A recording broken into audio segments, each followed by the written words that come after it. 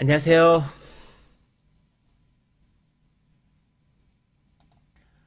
항상 그렇듯이 여기서 나오는 종목들은 투자 권고가 아니고 한 사례일 뿐입니다.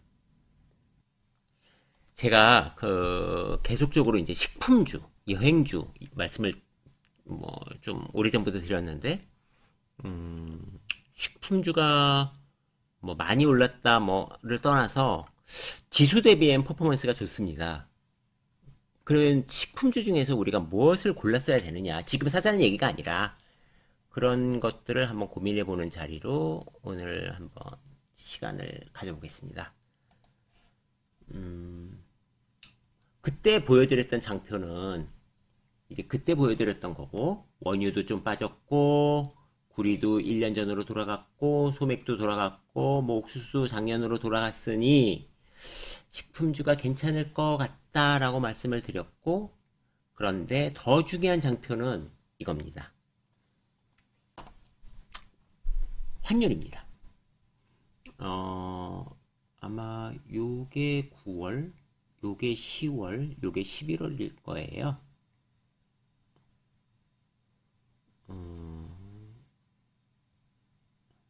우리가 3분기가 이제 보면 3분기는 7, 8, 9니까요. 이렇게 환율이 수입에는 영향을 미쳤습니다. 4분기에는 이렇게 미치니까 뭐 비슷해 보입니다. 예, 3분기에 미쳤던 환율만큼 4분기에 미칠 텐데 내년 1분기에 여기까지 올라가지 않는다면 곡물은 다 수입이니까 환율 효과가 좀 있을 겁니다. 3분기나 4분기는 비슷하고 환율 효과가 있을 것이고 또 곡물은 우리가 선물 가격인데요. 선물입니다. 석 달 정도 선물이거든요.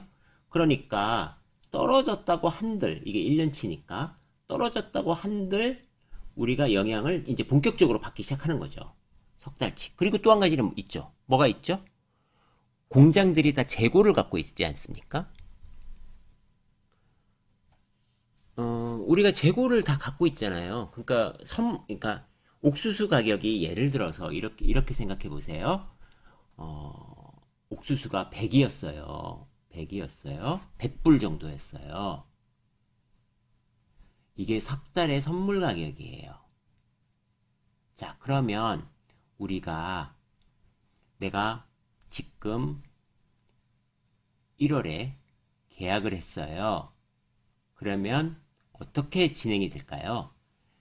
석 달에 계약을 했으니까 어떤 창고에서, 미국이라고 해봐요. 창고에서 항구로 가고 항구에서 운송해서 대한민국으로 와야 되잖아요. 요 시간이 꽤 많이 걸려요. 미국에서 벌크선으로 오는데도 뭐 하역까지 치면 뭐 한 달. 창고 출하도 뭐 한 보름. 요게 석 달이잖아요. 선물 가격이. 그러니까 보통 4, 5달은 걸릴 거라고요. 영향을 미치는 게. 거기에 환율은 즉각 반영이죠. 왜냐하면 지금 계약된 건 달러고 즉시 들어왔을 때 송금하거나 뭐 그럴 테니까 거의 환율은 즉각 반영이니까. 그러니까 떨어지고 나서 이게 1년이니까 이게 반이잖아요. 그러면 본격적으로 영향을 미치는 것도 4분기부터가 될 거예요. 소맥이나 옥수수도 좀 이렇게 미치고 환율은 이제 좀 서서히 미치고 그러니까 지금 4분기는 3분기보다 조금 더 좋을 확률이 있고 내년 1분기는 훨씬 더 좋겠죠. 이렇게 생각을 하고 보자 이렇게 되는 겁니다. 즉시 미칠 수 없죠. 거기에 각 식품 회사들이 재고를 갖고 있을 거 아니에요. 재고가 없는 회사는 하나도 없죠. 재고가 있겠죠. 뭐 예를 들어서 한 달치를 재고를 안전하게 한 달치를 갖고 있어야 될 거 아닙니까? 한 달치를 갖고 있어. 그러면 실제로 반영되는 데는 5, 6개월도 걸리겠죠. 그러니까 정확하게 회사마다 다르고 다 달리겠지만 어쨌든 넉 달 이상의 시차를 두고 서서히 반영할 거예요. 또 똑같진 않겠죠. 뭐 소맥, 옥수수가 다 똑같진 않을 테니까 어쨌든 시간은 걸린다. 이렇게 생각하시면 되고, 그러면 그 중에서 우리가 어떤 제품을 골라야 되느냐 이렇게 봤을 때 지금 대부분 다 좋았어요. 지금 오늘 뽑은 건데요. 대부분 다 이제 식품회사들이 다 뭐 오리온, 삼양식품, 뭐 농심, 뭐 대상도 좀 올라가고 있는데 도대체 어떤 회사를 골라야 되느냐 이런 고민을 지금 해보자고요. 종목은 안 썼는데 언급된 회사는 추천은 절대 아닙니다. 자, 보시자고요. 우리가 지금 보면 100만, 10억, 100억, 1000억, 조 3조인가요? 연간 단위 보고서고요. 3.4조, 뭐 3.5조 정도 매출을 일으키는 회사고 매출 원가는 2.6조 정도 되고요. 영업이익은 뭐 1,530억 정도 되는 회사입니다. 이 회사의 비용의 성격적 분류를 보면 우리가 원재료 소모품비가 지금 보면 1조 3천입니다.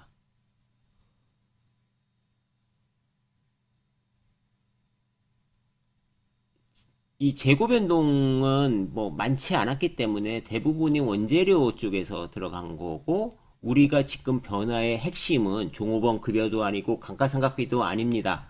운반비는 원재료에 비해서 굉장히 적으니까 지금 운반비가 떨어지는 것도 그렇게 대상은 아니죠. 관건은 얘인데 얘가 이렇게 보면 전체 매출이 3.5조 정도 되는데 얘는 원재료 소모품이 1.3조 정도 돼요. 1조 4천억 정도 되니까 엄청 많은 건 아닙니다.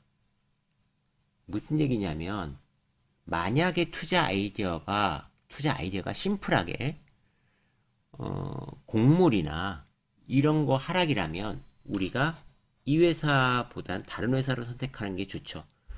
다시 한번 이 회사에 보면 이 회사는 대상이었는데요.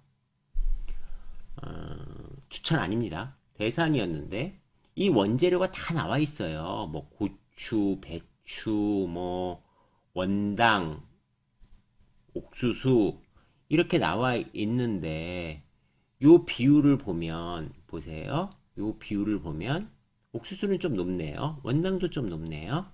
전분도 좀 있고 여기도 있습니다. 요것들이 영향을 미치는 거지 고추 절임 배추는 영향을 미치는 게 아니잖아요. 이거는 그거랑 상관없으니까. 그죠? 그래서 요 비중이 아까 그 우리가 봤던 원재료 쪽에서 모든 것들 소모품까지 포함이지만 1.3조에서 실제로 영향을 미치는 것들은 1.3조보다 더 아래예요. 그래서 어떤 투자 아이디어를 발굴할 때 가장 많았던 애를 골라내는 게 제일 좋은 투자 아이디어입니다. 그리고 그 회사의 경쟁력을 다시 한번 봐야 되겠죠. 그래서 어쨌든 지금 만약에 원재료에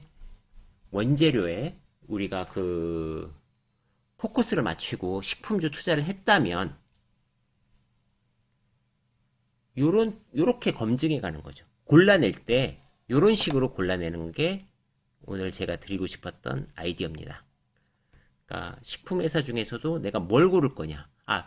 굉장히 좋은 회사를 고르고 뭐 이렇게 수출 많이 하는 회사 뭐 이런 회사 고르는 것도 좋은데 한번 사업 보고서 안에서 그 가장 실적을 많이 받을 수 있는 애들을 골라내는 팁은 바로 이렇게 하는 겁니다.